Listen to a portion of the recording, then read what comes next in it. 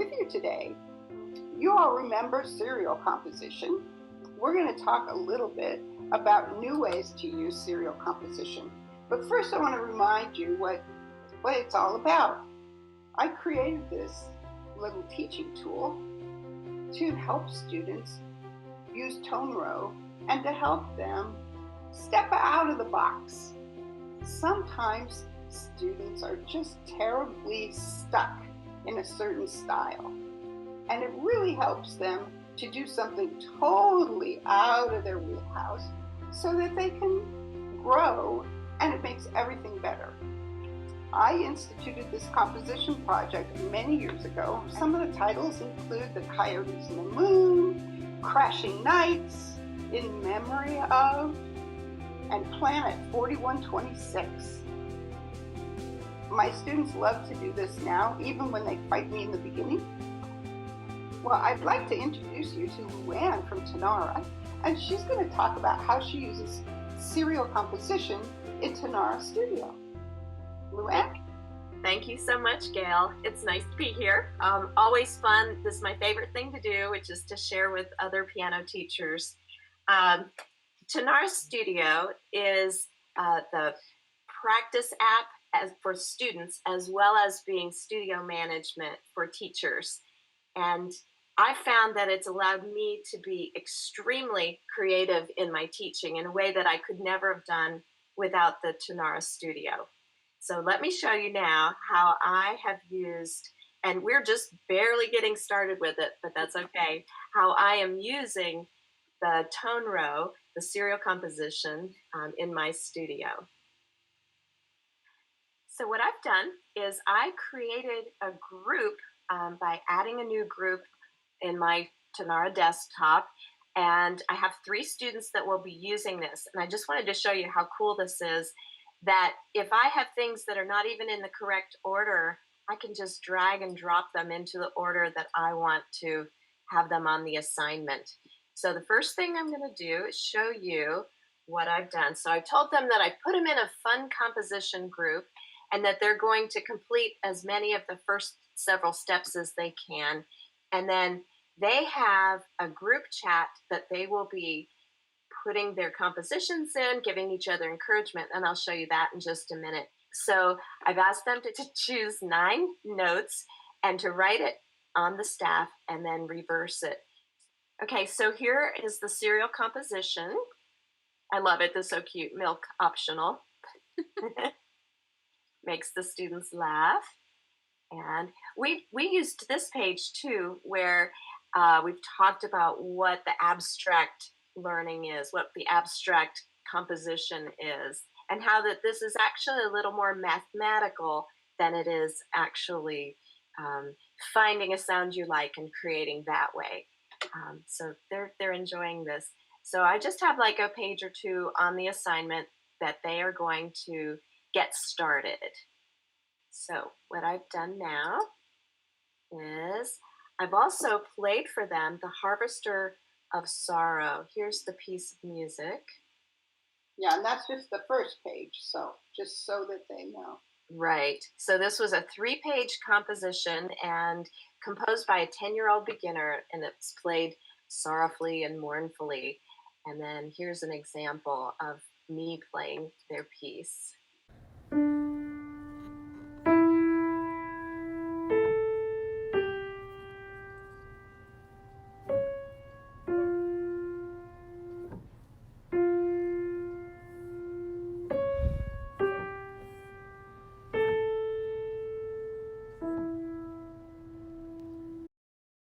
Etc.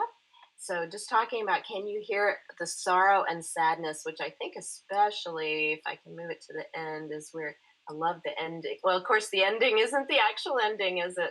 This is the end of the first page. All right, moving on. I loved this, that Gail had included a tone row that was created by a college student. So we've got a really nice composition that I want the students to not only hear what each other is doing, but also what a high level, piece can be.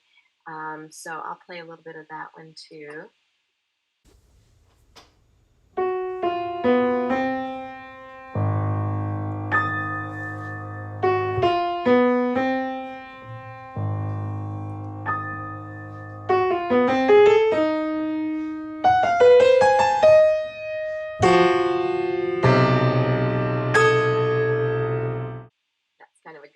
to stop it. So they're not only getting what each other has done. I'll show you here what they've done now, but also to be able to hear what a final version could sound like. So one of my students has posted his page of what his tone row was and the crab row, and then he wrote it on the staff. And then he performed it here.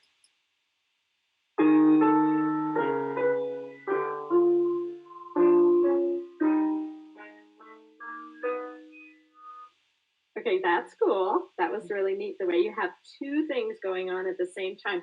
So he used his original row. Let's see, maybe not on that page. He used his original row and his crab row at the same time in two different hands. That takes a lot of thought. Good job. So as this composition continues to grow and the students all try it out, my 3 students try it out, I think that they're just going to bond more as students, and also just learn something brand new that they hadn't thought of. Gail, will you read that one?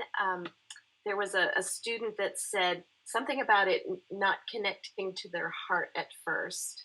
Can you read that statement? The student who inspired this project from the very beginning, came into her lesson, and I can't even remember what the piece was now, but she came in, she looked at me and she said, "That's weird, I don't like it." And when I questioned her about why, she said, "I've never heard anything like it, and it feels strange in my heart." And that's when I decided that everybody needed to feel strange in their heart just a few times.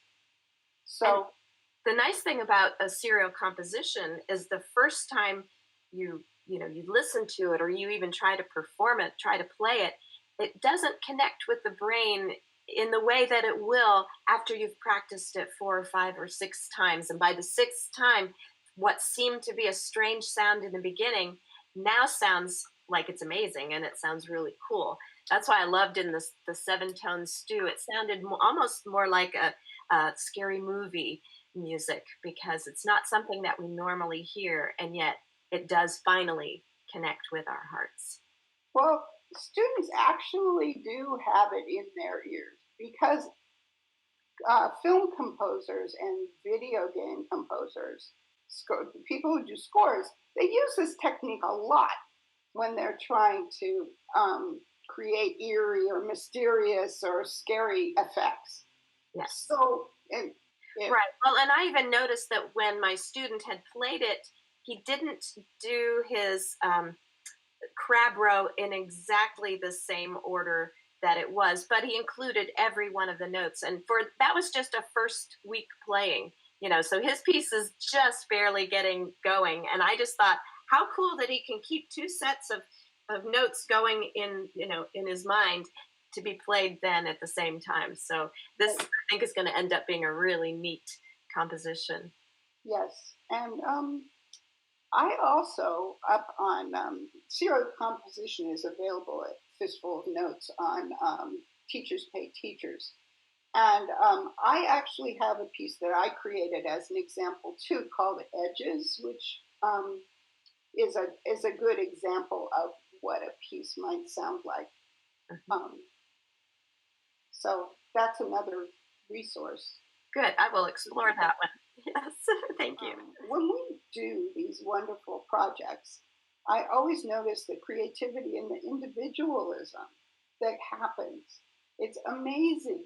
Each piece, even though the rules, there's only 12 notes, and the rules are pretty set in stone. They're each amazingly different, and they're each amazingly personal. Each student sounds like themselves. It's completely surprising every time you hear it. I think doing the opposite of what you're studying Bach, doing a tone row composition it can enhance the other, because we always find out what something is by finding what it's not. I wanted to show you one piece that was written by a 6-year-old. A nightmare.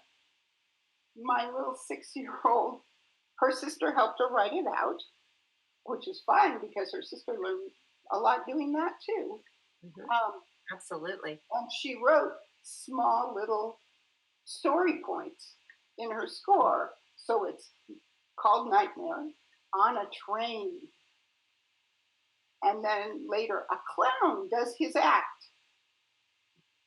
Andrea screams. Andrea and Madeline fly. We fall, get hurt, break arm and leg. A lot of scrapes, band-aids. And the end says, hospital. That's deep. I love it. Before we close today, I just want to invite you all to pianoaddict.com, where Gail has so many wonderful resources. She's got blogs on there, many just things that are going to help you to become a better teacher. I know they've helped me. Also, she has wonderful resources on Teachers Pay Teachers. So check those out. And if you love Tonara, the idea of it, and would like to check it out, go to tonara.com. And when you're signing up, you can have a free 30-day trial. And then if you use Gail's coupon code PianoAddict, PianoAddict, then you can get 10% off of Tonara. And thank you so much, Luann, for joining us today. Thank you. I enjoyed it.